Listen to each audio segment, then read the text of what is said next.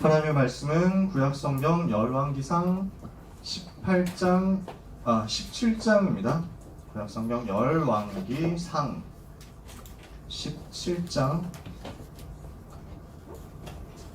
16장부터요. 16장 29절에서 17장 1절.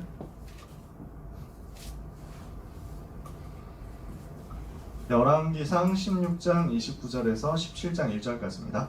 열왕기라는 말이 여러분한테 조금 생소하고 어렵죠. 여러분 한자 세대가 아니니까 한자를 많이 안 보니까 열이라는 말은 여러라는 말이에요. 여럿.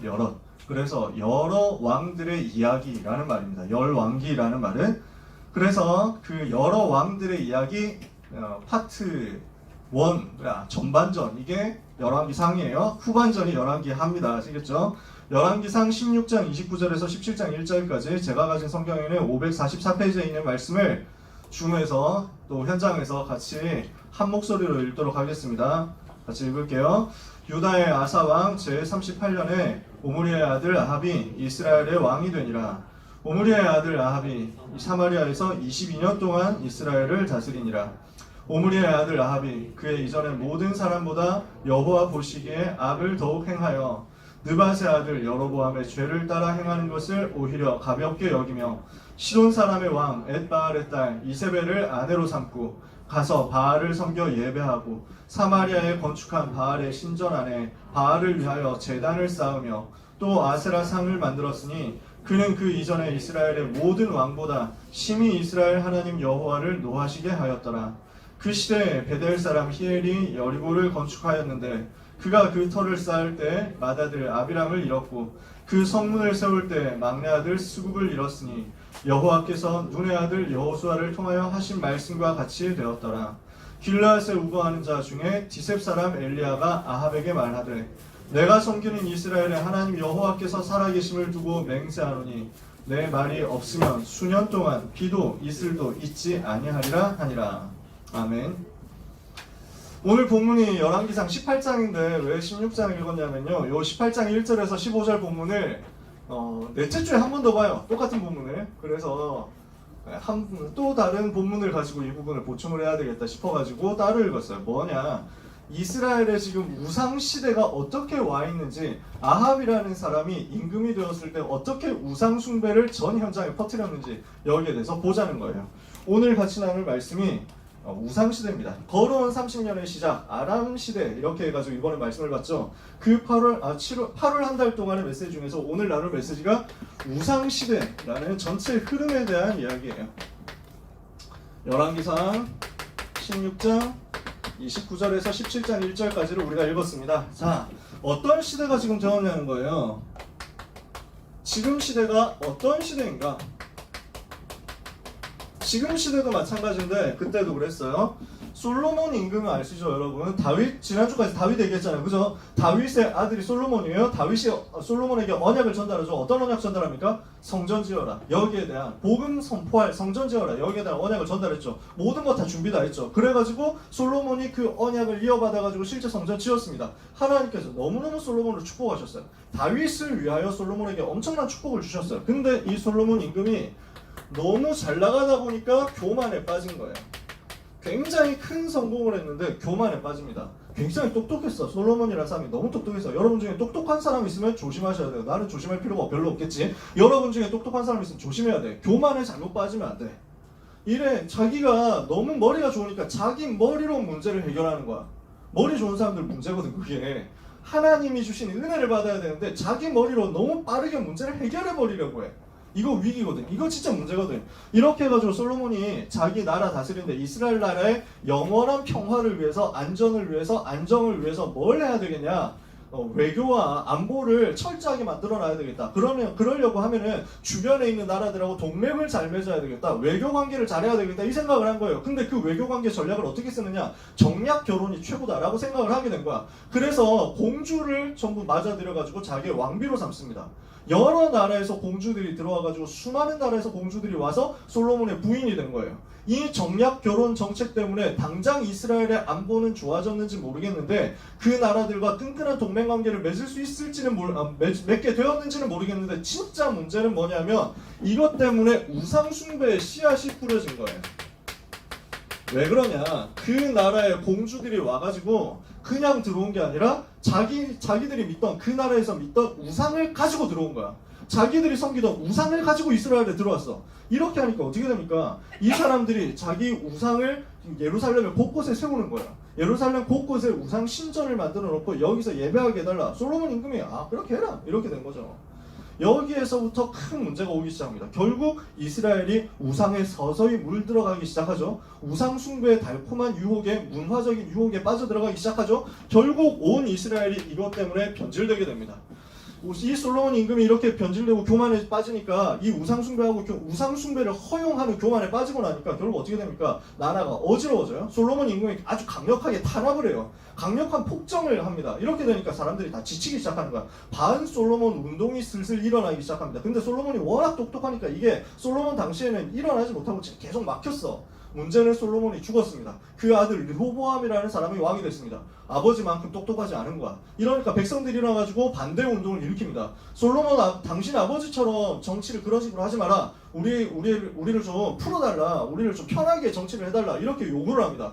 이러니까 르호보암이 이것들이 나를 얕본다 이렇게 생각한 거죠. 아버지한테는 쫄더니 나한테는 진짜 이렇게 할 수 있냐, 뒤졌다 이렇게 생각하면서 내가 더 세게 할 거야 이렇게 얘기합니다. 이러니까 열받죠. 백성들도 열받죠. 르호보암도 열받죠. 서로 싸우다가 나라가 갈라집니다. 나라가 북쪽 이스라엘 나라와 남쪽 유다 나라로 갈라져 버려요. 그래서 10지파, 북쪽의 10지파가 독립해가지고 이스라엘 나라가 되고 남쪽의 유다 지파와 베냐민 지파는 따로 유다 나라를 만들게 됩니다. 다윗 가문은 남쪽의 2지파를 다스리고 나머지 10지파는 독립해가지고 새로운 나라가 되는데 여기에 새로운 나라의 왕이 된 사람이 여로보암이라는 사람이었습니다. 오늘 잠깐 이름이 나왔죠. 요 여로보암 왕이 원래 반 솔로몬 운동하던 막 이렇게 시위하던 사람이었거든. 정치 운동하는 사람이었어. 보세요. 누구를 왕으로 세웠냐? 처음에 하나님이 다윗을 세우실 때 어떻게 했어요? 기름 부어가지고 하나님이 직접 세웠잖아. 사무엘을 통해가지고 기름 부어서 왕이 된 사람이 하나님의 언약을 붙잡고 왕이 된 사람이 다윗이었지. 여로보암은 어떻게 했습니까? 정치 운동하다가 왕이 된 거야. 반정권 운동을 하다가 왕이 된 거야. 어떻게 됩니까? 이 사람이 자기 정권이 취약하다는 생각을 하거든요. 하나님이 세운 게 아니라 사람이 세웠잖아. 이러니까 자기의 불안한 입지를 강화하기 위해서 어떤 전략을 쓰느냐면 종교를 만들어야 되겠다 생각을 합니다. 이렇게 해가지고 여호와 하나님 섬기는 것 대신에 베델이라는 동네에 금송아지를 만들어 놓고 이 금송아지가 너희의 신이다. 이거 우리를 섬길 것이다. 국가 종교로 선포합니다. 북이스라엘에 세워진 여로보암 정권은 태생적으로 우상 정권이 되어버린 거예요. 자기의 정권의 정당성을 뭘로 설명하느냐? 남유다 나라는 여호와 하나님 섬기는 나라다. 우리나라는 그 나라 말고 금송아지를 섬길 것이다. 이렇게 해버립니다. 어떻게 되겠어요? 온 북이스라엘 전체 우상이 쫙 퍼지게 된 거예요. 이러면서 재앙이 올 수밖에 없게 된 거죠. 여러분, 우리는 이 부분을 보면서 북한이라는 나라를 생각해야 됩니다. 지금 북한 나라가 똑같이 됐어요.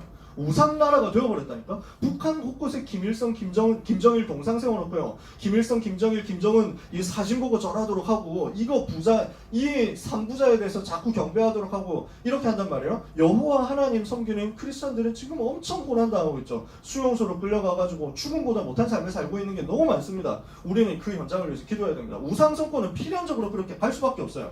자, 이렇게 되니까 결국 우상 종교가 현장을 장악해버렸어. 여기에 아합이라는 사람이 왕이 됩니다.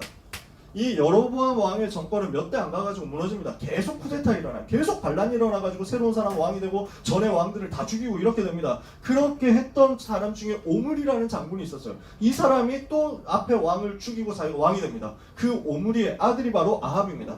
이 아합이라는 사람이 지금까지 있었던 북이스라엘 왕들 중에 제일 우상숭배 많이 하는 사람이 있어요. 자기 왕후를 누구로 불러들였냐? 두로라는 나라, 그 옆에 나라에서 이세벨이라는 여자 공주를 데리고 들어와가지고 왕비로 삼는데 이 사람이 우상숭배 엄청 심하게 하는 사람이야.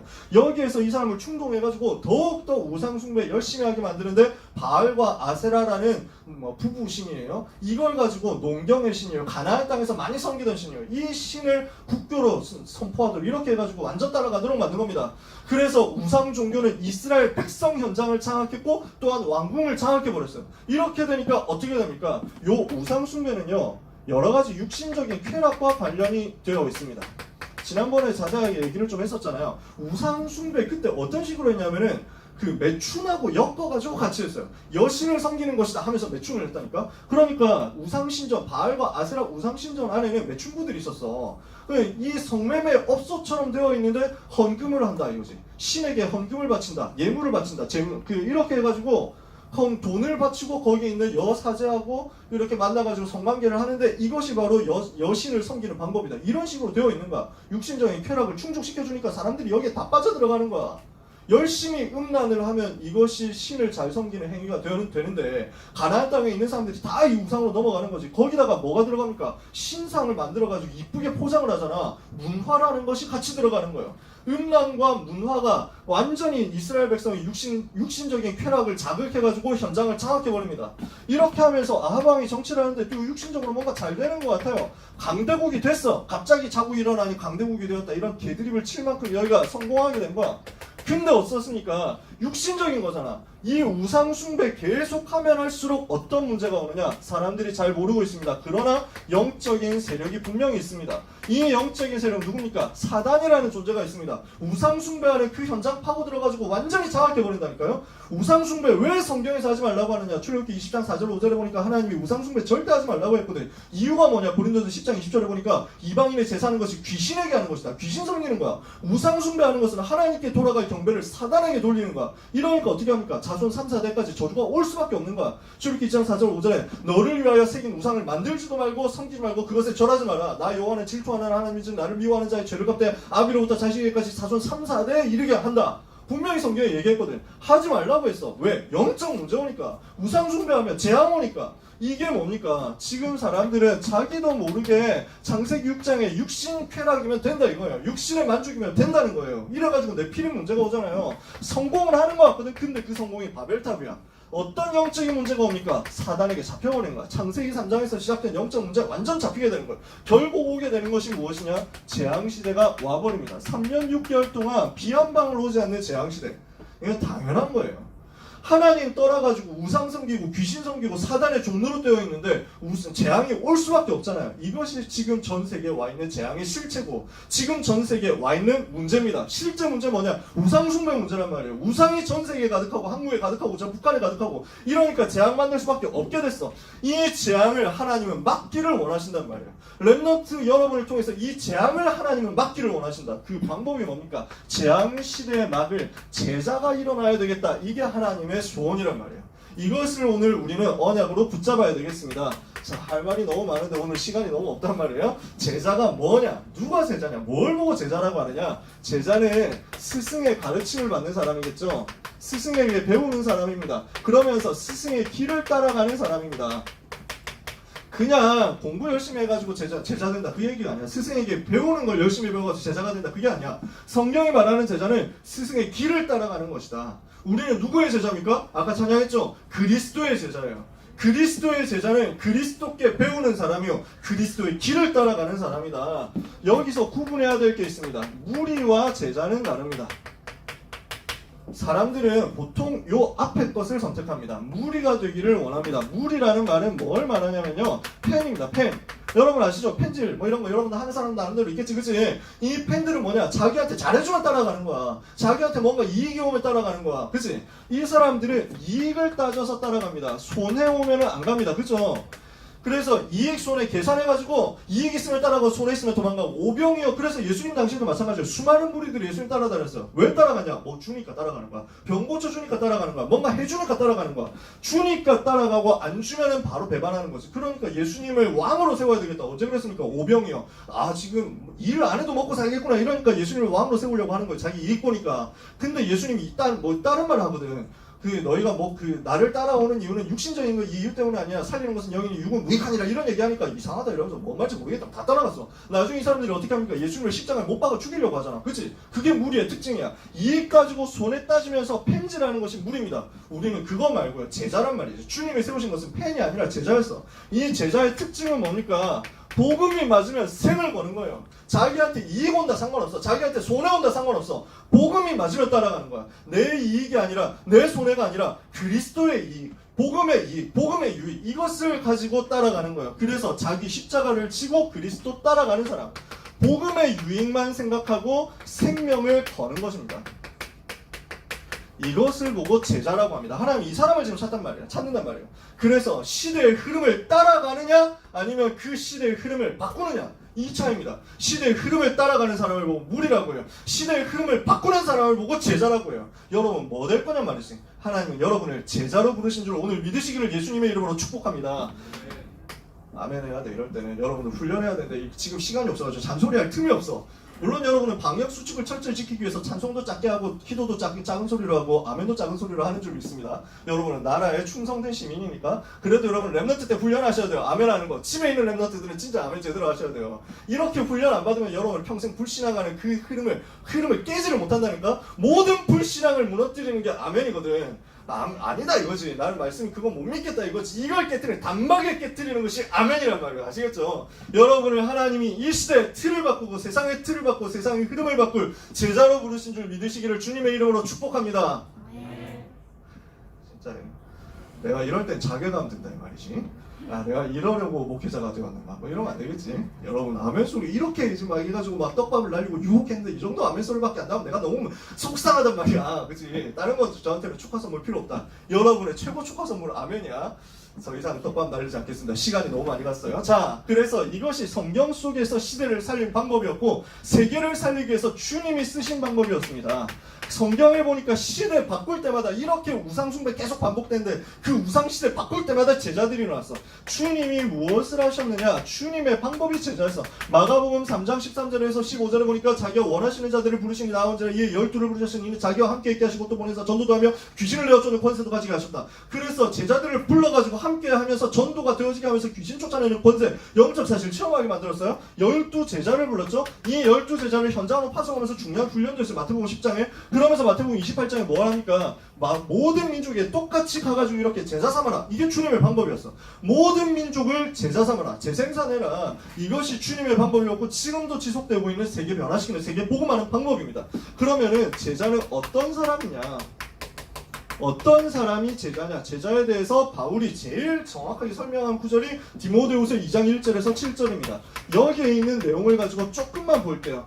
제자 운동을 성경에서 제일 잘한 사람, 예수님이 하신 제자 훈련 제일 제대로 성공시킨 사람 바울이죠. 이 바울이 어떻게 제자에 대해서 설명했냐? 내 아들아, 너는 그리스도 예수 안에 있는 은혜 가운데서 강해라. 제자는 어떤 사람입니까? 하나님이 주신 영적인 힘을 얻는 영적인 서밋이요. 그리스도 예수 안에 있는 은혜 가운데서 강해지는 영적인 힘을 가진 영적인 서밋. 하나님이 그걸로 오늘 여러분을 축복하시겠다는 거예요. 여러분이 오늘 예배 성공한다. 그게 뭐하고 관계있습니까? 그리스도 예수 안에 있는 은혜 가운데서 강하게 되는 거예요.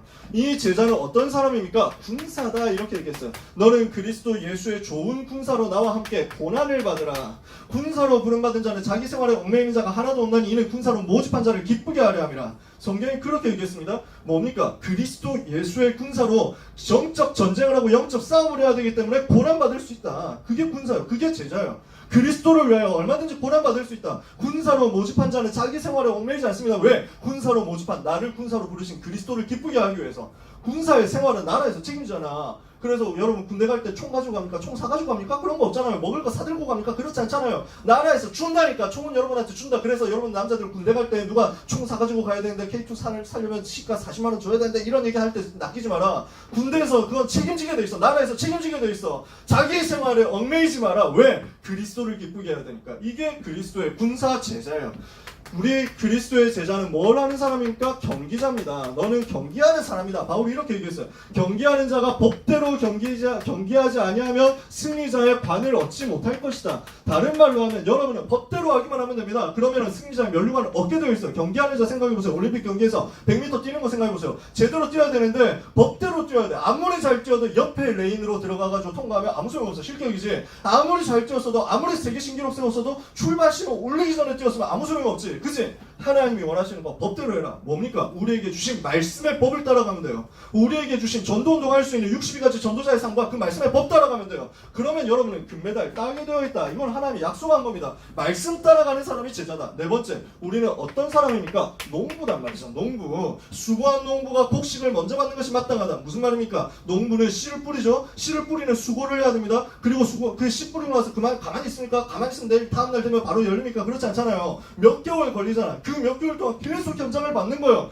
눈에 아무 변화가 안 일어나는 것 같아도 계속 현장 들어가는 거예요. 우리가 맡고 있는, 우리가 도와주고 있는 우리 사역 대상자, 우리 현장 들어간 다락방, 여기에 변화 없는 것 같아도 계속 들어가가지고 기도하면서 계속 현장을 밟고 현장에서 영적 싸움하고 계속 말씀 전달하는 거예요. 어느 날 추수할 때가 옵니다. 그 추수한 곡식을 먼저 얻는 것이다. 하나님은 농부에게 이 축복을 주셨어요. 여러분이 가장 큰 축복받는 것이, 제자는 하나님이 주신 응답을 제일 먼저 받는 사람입니다. 이 응답 속에 우리가 들어있습니다. 이 사람을 통해서 일어나는 것이 있습니다. 디모데후서 2장 2절입니다. 뭐라고 했냐? 네가 많은 증인 앞에서 내게 들은 말을 다른 충성된 사람들이 부탁해라. 그들이 또 다른 사람들을 가르칠 수 있으리라. 제자가 제자를 낳는 것, 이걸 보고 재생산이라고 합니다. 바울이 디모데를 제자로 세웠고, 디모데가 다른 충성된 사람을 제자로 세우고, 이 충성된 사람이 또 다른 사람들을 가르치는, 제자가 제자를 낳고 그 제자가 또 다른 제자를 낳는, 이것이 바로 우상의 시대를 무너뜨리고 흐름을 바꾸는 하나님의 방법이에요. 이 속에 하나님이 여러분을 부르신 것입니다. 이 비밀을 가지고 여러분 우상과 싸우고 우상시대 무너뜨리는 응답 시작되게 해달라고 기도하셔야 되겠습니다. 세 번째입니다. 이 우상시대 바꾼 제자들이 나왔단 말이에요. 요 아람시대, 우상시대 흐름을 바꾼 제자들이 나왔어요. 어떤 사람들입니까? 자, 지금 아합 임금과 이세벨 왕과 어떤 정책을 썼냐? 바알, 아세라, 우상 종교를 국교로 만들면서 그냥 국교로 만든 게 아니야. 여호와 하나님 섬기는 선지자들을 다 잡아 죽였어. 그 정도로까지 강경하게 단합을 했단 말이야. 근데 그 위기 상황 속에서 오바댜라는 한 사람이 나옵니다. 이 사람은 누굽니까? 아합 왕의 인정받는 신하이면서 엘리야 선지자의 제자예요. 한 사람의 제자가 나온 거야. 엘리야 한 사람의 제자가 오바댜라는 또 다른 제자를 낳았어. 이 오바댜라는 제자를 통해서 어떤 일이 벌어지느냐? 100명의 제자를 숨기는 사건이 벌어졌습니다. 다 처형해서 다 죽이는데 오바댜 이 사람이 자기 제자, 자기 생을 걸고 100명의 선지자들을 숨겼어요. 보호했어요. 어떻습니까? 여기에서 시작된 거예요. 우상시대 이기는 첫 번째 팀이 나온 거예요. 요 사람들에 대해서는 이번 8월달 내내 자세하게 설명할 거니까 오늘 여기까지만 간단하게 얘기할게요. 자, 이렇게 해서 이 100명의 선지자 중심으로 해가지고 복음운동에 불이 꺼지지 않고 있으니까 하나님이 결국 역사하십니다. 이 오바댜의 중계를 통해가지고 아합 왕을 만난 엘리야가 제의를 합니다. 누가 진짜 신인지, 바알이 진짜인지, 여호와가 진짜인지 해봐야 되지 않겠냐? 짱 떠보자. 이렇게 해가지고 현피 뜨자. 이렇게 했습니다. 무슨 현피냐? 그래서 재단을 만들고 거기에 재물을 올리고 불을 진짜 신이라면 불을 올릴 거 아니냐? 그래서 하늘에서 불 내려주는 그게 진짜 신이다. 이렇게 해가지고 배틀 뜬 거예요. 어떻게 됐습니까? 결과는 여러분 아시잖아요. 바알, 아세라 선지자 850명이 암만 기도해도, 하루 종일 기도해도 안 내려오잖아, 불이. 근데 여호와 하나님 앞에 기도하는데 그 순간에 불이 내려가지고 다 태워버렸거든.